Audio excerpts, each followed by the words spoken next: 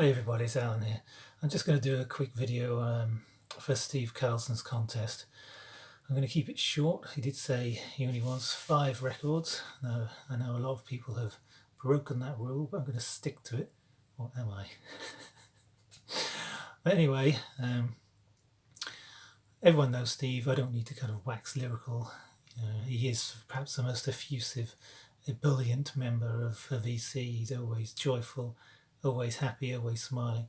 I say always happy, no one's always happy, but you know what I mean. I don't think he allows for problems of his own life to affect those around him, which is a noble quality in anyone. Anyway, we're going to crack on. He wants 5 records, go-to albums. Now, as I get older, I don't really believe I have any go-to albums particularly. It's partly I tend to I don't necessarily listen to whole albums so much anymore. I find myself playing certain tracks and then playing something else and playing something else. I think the more you get, the kind of less time you have, and the more you kind of like want to hear this and you want to hear that and you want to hear the other. And it's quite difficult to maintain the habit of playing complete albums. Now, I'm probably unusual in that respect, but hey, whatever. It's just a trend I've noticed within myself. Anyway, there, he said 5. And what I'm going to do is, because I don't have go-to records, I've had many records which are good, and I own, which I really like, of course. But what I'm going to do is show 5 records, go-to records, which create a mood, or which perhaps evoke some sort of atmosphere or something, which not a lot of music, or especially popular music, is capable of doing. A lot of it's going through the motions with catchy songs and stuff, and we listen to the lyrics. But hopefully these 5 will fulfill that criteria. However, I am going to show 6. I am showing an honourable mention. This is Amandul 2, Wolf City, which for me is just a fabulous record. Side 2 in particular, there's so many good songs here. I mean, from start to finish, this does have its own peculiar kind of sound, its own particular feel. Of course, it's distinctly Amandul, but there's something about it which this album almost has to be listened to all the way through. You can't really pick and choose. It has to kind of just flow, and it flows so well. And I think it creates atmospheres which other records don't do.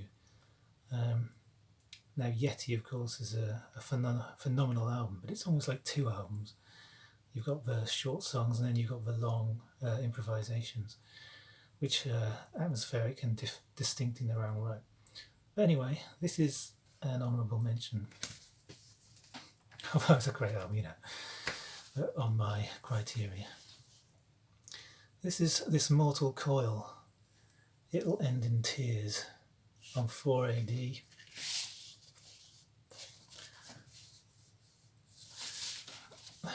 This album, again, I think it has to be heard all the way through. There are cover versions on here of Kangaroo and Holocaust from Big Star, of course, Another Day from Roy Harper.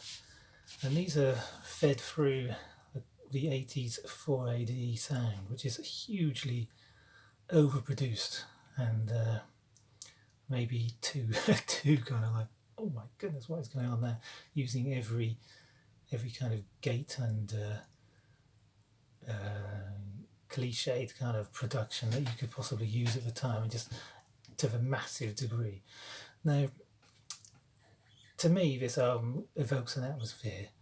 It conjures up that kind of sense of teenage longing, that sort of desperate the emotions and feelings that you have when you're in love, or when you're not in love but you're fancying people, you want someone, you know.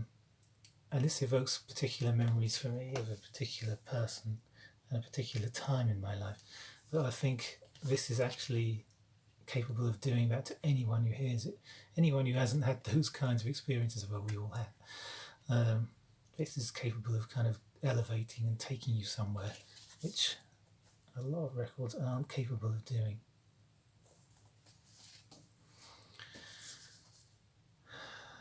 Everyone knows it, Robert Wyatt's Rock Bottom. I first heard this way back in about 1990. And again, another album that has to be heard all the way through. And it starts off with the sublime sea song and just carries on that thread of almost otherworldly resignation almost, but kind of has a slight desperation in it, but also an optimism and a hope. And the sounds of these instruments, which just don't sound like any other record. There's no other record which quite sounds like this. Hugh Hopper's on here, Richard Sinclair, Fred Frith, and of course, famously Ivor Cutler. Wonderful, wonderful stuff. I don't really need to talk about it particularly, but again, it evokes something which most albums just can't do, or if people try to, they just never reach. Likewise, Gene Clark's No Other. I think this has, this is an original, still in shrink, amazingly. Find that over here, it's quite remarkable. A wonderful, wonderful record. It has, after the kind of, for me, fairly lightweight first track, conventional sounding, this suddenly soars into a place which, like no other. It really has a sort of spirituality, a kind of, it is a soaring to me. It's a kind of soaring mysticism, which this guy's trying to kind of encapsulate how he feels about the world and about the spirit and about America. I think there's something just astounding about it, and incredibly beautiful lyrics. From a Silver File, Some Misunderstanding, Lady of the North. These are all wonderful, wonderful songs, and this album is really in a class of its own. Just going to show a couple more. This is Richard and Linda Thompson's Pour Down Like Silver, which, oh, I love that picture, absolutely phenomenal. Beautiful, beautiful. Again, it's an album which kind of captures something which I think is perhaps summed up best in the very last track, which, here we go, Dimming of the Day and Dark Eye. That really sums up the kind of the emotional desolation, the sense of the world is not enough. You know, there's something here, there's something that they're looking for and finding in the desperate kind of corners of their relationship, but also in the kind of newfound Sufism. There's something, again, which evokes a kind of a trembling of a potential kind of collapse of a relationship, but also the trembling of the potential building of a relationship. Just something very different, and I think anyone who hears it probably would be able to describe it better than that. But it just has another, it's a class of its own. It's unlike his other albums for me, which are a little bit more conventional. This has just an extra something. And finally, this is Clive's original band, COB, Moish McStiff and the Tartan Lancers of the Sacred Heart. This is a reissue, a 2-vinyl reissue, which has extra tracks, Falconer's Glove, Summer's Night, different version of Solomon's Song.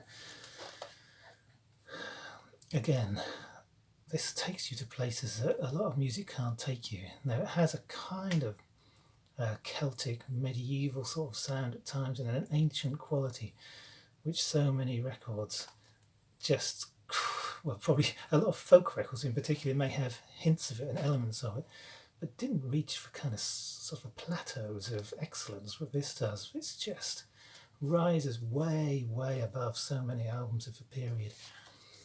Lion of Judah, Solomon's Song, just amazing, amazing music. 11 Willows. These have to be heard. These have to be heard to be believed. There's a little glitch on the camera there. Absolutely phenomenal. Chain of Love, Heart Dancer. This track, Martha and Mary. I mean, it's just transcendent. beautiful, beautiful music. And the voice on this guy just takes you to another place. If it had been Clive Palmer singing, who sings on a couple, this album would have been nowhere near the kind of realms of, I'm going to say, ecstasy that this reaches. But for the main singer, Mick Bennett, I mean, just his voice is kind of gravelly and deep, but again, there's something kind of he's longing for something. There's something he's trying to get across, and he does it with these kind of slightly quasi-religious lyrics in places, but also with Old Testament kind of biblical reference. Wonderful stuff. And I think because he's using those Old Testament biblical references, again, it takes it to somewhere else. A lot of the albums which kind of evoke things, places and atmospheres, tend to be based on maybe something else, maybe on a film, or maybe on books, or maybe on literature, or something that takes it to that extra level. Anyway, there you are, Steve. Hopefully that all worked out okay. That was a bit of a glitch there. That's it. I'm sure you had fun with your competition, and I just say keep up the good work, Steve. You're the man. Cheers.